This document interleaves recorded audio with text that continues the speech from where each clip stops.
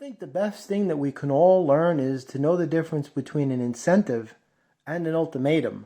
When God tells you to move, I think it's more incentivizing you to get out of your comfort zone, not an ultimatum like you have a 5 minute window because if you don't get out now, you're going to be stuck in a zero nowhere place for the rest of your life like a bum loser. I don't think it's that. I think the physical mind causes you to deliberately misconstrue these things in the hopes that you stay confused and paralyzed with fear in order for you to stay trapped in a place where it can control you.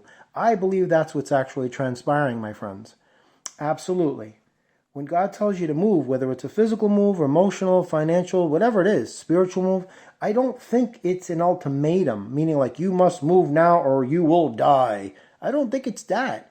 I think it's giving you an incentive to say, listen, where you are is unhealthy. It's not good for you. There's no growth. There's no progress. There's no expansion. It's not doing any good for you. It's time for you to reinsert yourself into an environment that is conducive to what you're looking to accomplish in life by you connecting with energies and people that can help you get there. I really honestly think that. That's just my feelings on this. It's not an opinion, a belief, or anything like that. I just strongly feel that this is the way it is. And myself also, I've been confused by a lot of things lately. By why is God telling me to do this and that, but I don't have this and that, and they're not set up, and all of these things. Everybody's deal, everybody's life, everybody's situation is particular. It's different. I can't tell you, you need to do this and that, and that's how you're going to rectify it, and you can find the solutions or the answers, because I'm not in a position to do that. I don't dole out advice to people because I'm not of any authority to be giving you advice about your own life. Only you can do that. My channel is to offer suggestions, in the hopes that you create your own guidance and lead yourself in that direction for the betterment of your own journey. But the truth is, I think people misconstrue these things and they have a tendency of taking it too far. Like, God is mad at me. He's telling me to go now. And if I don't get out, that's it. My life is over. And I'm going to just be, stuck here forever. I don't think it's that. I honestly feel that it's more incentivizing you to say, listen, where you are is unhealthy. You have to go or else you'll never grow. And you're going to wind up staying in a place you're going to resent and regret and be very unhappy in. And I think that's what it is. So explore that, discover where that would take you, and you assimilate and absorb what this means to you. And this way you can process it in your own unique individual way and interpret it as you will, as you go along. There's no pressure, there's no rush, there's no stress, there's no deadline, there's no timeline, because time is an illusion. You're not running out of anything. How could you run out of something that doesn't exist?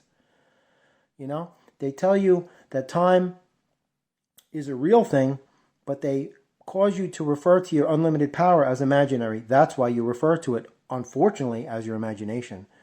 But when you realize that I can't even put it into words, that you are so much more than this place, that it isn't even funny. But they marginalized you and they minimalized you to nothingness, and that's what you're accepting. That's why you'd be willing to accept the bare minimum, and to you that's a lot. That's done by design. Like that show years ago, Tiny House Nation. They want you to live in a freaking shoebox that's like 200 by 100. But they're living in mansions so big they look like shopping malls that you could see from space, and that's just their guest house. I remember one time MTV Cribs, Anthony Hardaway, the Orlando Magic. MTV Cribs was in his house, and he was doing the tour and all that stuff. And he showed them one room after another, and he was like, "Okay, this is that room, and this is this room, and then that, and all that." Then they go into this like big open area in the middle of the home. Then he goes, "This is the," and he just went on pause. He just looked around like he was like, he had this very strange look on his face.